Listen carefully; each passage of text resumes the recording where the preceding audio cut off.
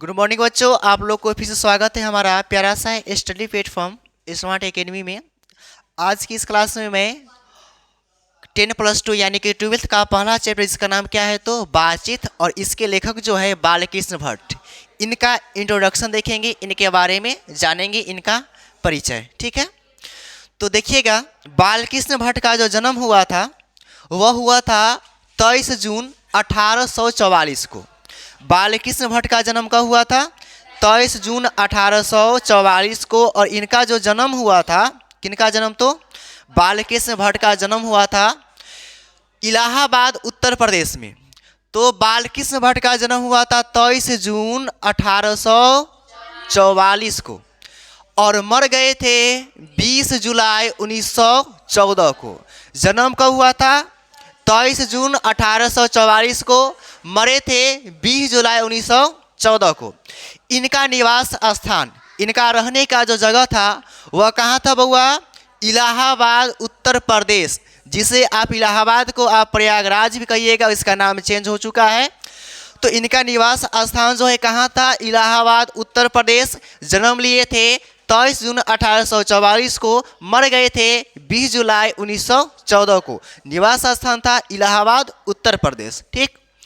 माता का नाम था पार्वती देवी और पिताजी थे बेनी प्रसाद भट्ट। माता कौन थी? पार्वती देवी। और पिताजी कौन थे? बेनी प्रसाद भट्ट। पिताजी कौन थे बउआ? बेनी प्रसाद भट्ट। और माता कौन थे? पार्वती देवी। पिता एक व्यापारी थे। क्या थे? व्यापारी। पिताजी जो थे यह एक क्या थे? व्यापारी थे। क्या थे बउआ? व्यापारी। ठीक है, यानी कि बिजनेसमैन थे। कौन? इनके पिताजी।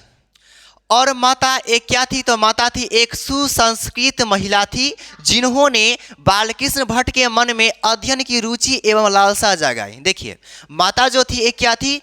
सुसंस्कृत महिला थी, जिन्होंने बालकृष्ण भट्ट को मन में पढ़ने के लिए, अध्ययन करने के लिए एक लालसा जगाई।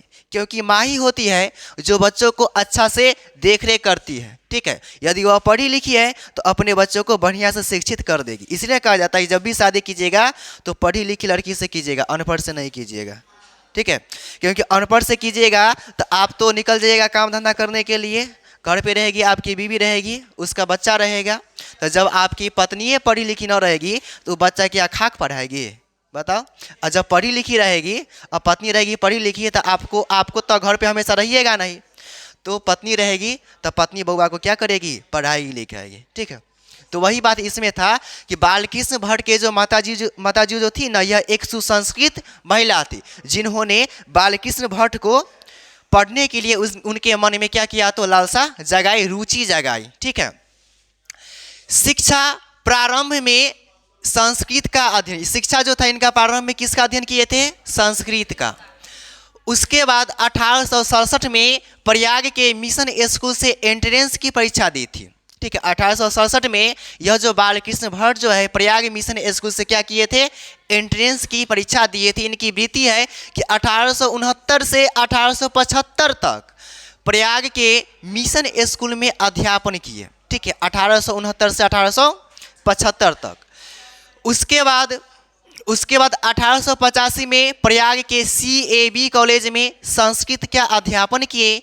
1888 में प्रयाग की कायस्थ पाठशाला इंटर कॉलेज में अध्यापक नियुक्त किए गए, शिक्षक बने। किंतु उग्र स्वभाव के कारण नौकरी छोड़नी पड़ी। लेकिन इनका जो स्वभाव था ना, अच्छा नहीं था, इनका उग्र स्वभाव था। तो उग्र स्वभाव के कारण जो है इनको क्या किया गया? तो नौकरी को छोड़ना पड़ा।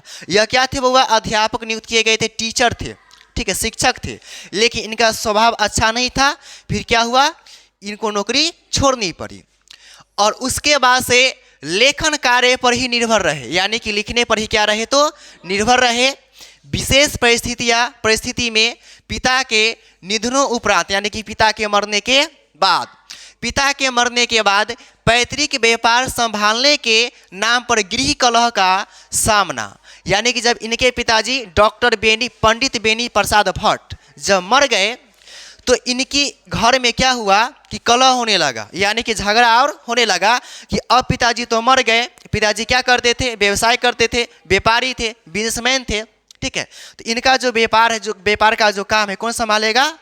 तो बालकृष्ण भट्ट संभालेगा। इसके लिए इनके घर में क्या होने लगा, तो कलह यानी कि झगड़ा होने लगा। ठीक है, तो निधनों उपरांत यानी कि बालकृष्ण भट्ट के पिताजी के निधनों को उपरांत यानी कि उनके मरने के बाद व्यापार संभालने के नाम पर उनके घर में कलह होने लगा। ठीक है, पैतृक के घर छोड़कर घोर आर्थिक संकट से जूझते हुए हिम्मत से काम लिया और साहित्य के प्रति समर्पित रहे। क्या होता है कि पैतृक कार्य क्या था इनका, यानी कि पेशा क्या था इनके पिताजी का, बिजनेस करना। तो सब कहते थे कि अभी क्या करेगा, बिजनेस करेगा, लेकिन इनका मन बिजनेस करने का नहीं था। इसलिए घर में क्या हुआ, तो झगड़ा हुआ। तो यह क्या किए कि घर को ही छोड़ दिए। जब घर को छोड़ दिए तो इनको आर्थिक संकट हुआ, पैसा कौड़ी से कुछ दिक्कत हुआ, फिर भी इन्होंने हिम्मत नहीं हारा, हिम्मत से काम लिया और साहित्य के प्रति यानी कि लिटरेचर के प्रति यानी कि लेखन कार्य को जो है यह जीवित रख यानी कि इसको लिखते रहे। ठीक है, भारतेंदु हरिश्चंद्र की प्रेरणा से हिंदी वर्धिनी सभा प्रयाग की ओर से 1877 में हिंदी प्रदीप नामक रचनात्मक सक्रियता मासिक पत्र निकालना प्रारंभ किया और इसे वे 33 वर्षों तक चलाते रहे।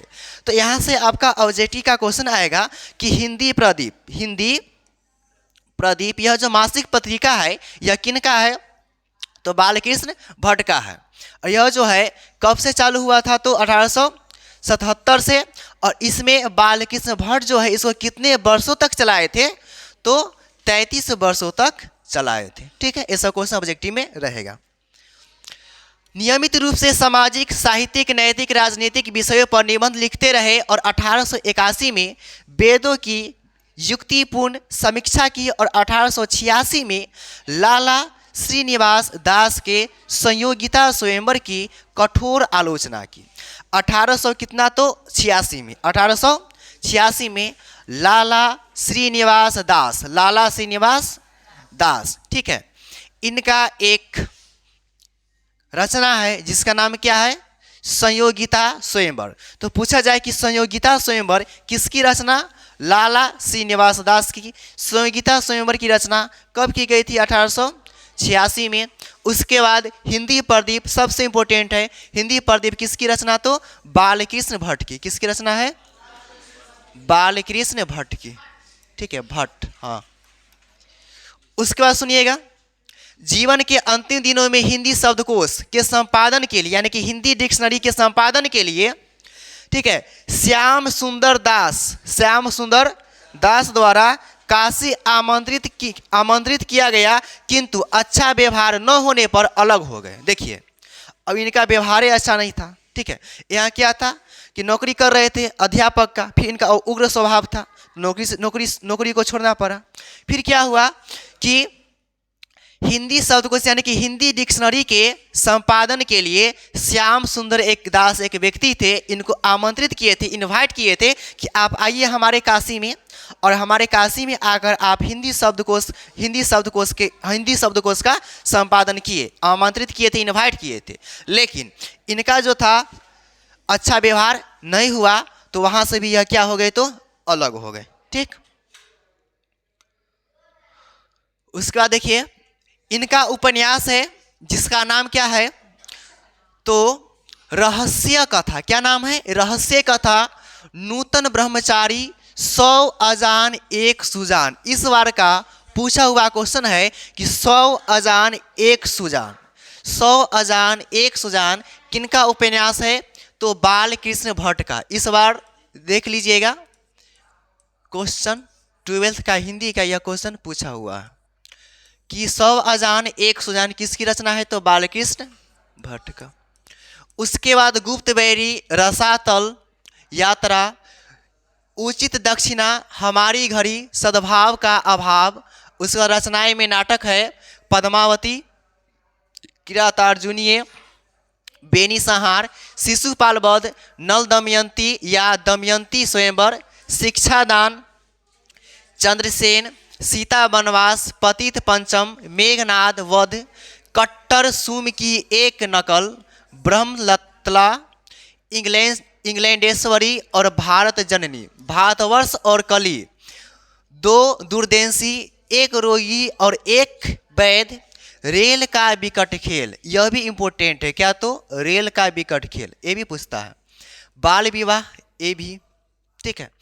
उसके बाद प्रहसन जैसा काम वैसा परिणाम, नई रोशनी का विष, आचार विडम्बना आदि। निबंध इनका है 1000 के आसपास निबंध, जिनमें से 100 से ऊपर बहुत ही महत्वपूर्ण है। 1000 के आसपास इनका क्या है, निबंध है, जिनमें से 100 से ऊपर जो है बहुत ही क्या है तो महत्वपूर्ण है। भट्ट निबंध माला नाम से 2 खंडों में एक संग्रह प्रकाशित हो चुका है। बालकृष्ण भट्ट आधुनिक हिंदी गद्य के आदि निर्माताओं और उन्नायक रचनाकारों में एक है। वे भारतेंदु युग के प्रमुख साहित्यकारों में से एक है। तो पूछा जाएगा कि डॉक्टर बोल रहे हैं बालकृष्ण भट्ट जो है यह किस युग के निबंधकार है, तो भारतेंदु युग के। किस युग के, भारतेंदु युग के। उसके बाद इनके कितनी निबंध जो है प्रकाशित हो चुका है, तो 1000 से अधिक, उसके आसपास निबंध प्रकाशित हो चुका है। लेकिन उसमें से 100 से अधिक जो है वह क्या है तो बहुत ही महत्वपूर्ण है। उसके बाद ये याद रखिएगा 100 अजान 1 सुजान किसकी रचना, तो बालकृष्ण भट्ट की। उसके बाद रेल का विकट खेल, बाल विवाह, ये सब किनकी रचना, तो बालकृष्ण भट्ट की।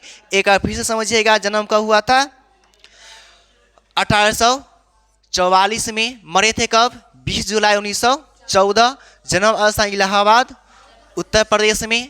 माता का नाम था पार्वती देवी और पिताजी कौन थे, बेनी प्रसाद भट्ट। यह एक क्या थे, व्यापारी थे। माता एक सुसंस्कृत महिला थी जिन्होंने बालकृष्ण भट्ट को पढ़ने के प्रति लालसा जगाई। उसके बाद यहाँ से याद रख लीजिएगा, हिंदी प्रदीप किसकी रचना, बालकृष्ण भट्ट की। कब प्रकाशित हुआ था 1877 में, और इसमें कितने वर्षों तक काम किए थे, 33 वर्षों तक काम किए थे। ठीक, तो आज के इस क्लास में इतना ही, ठीक है, और मिलते हैं नेक्स्ट क्लास में।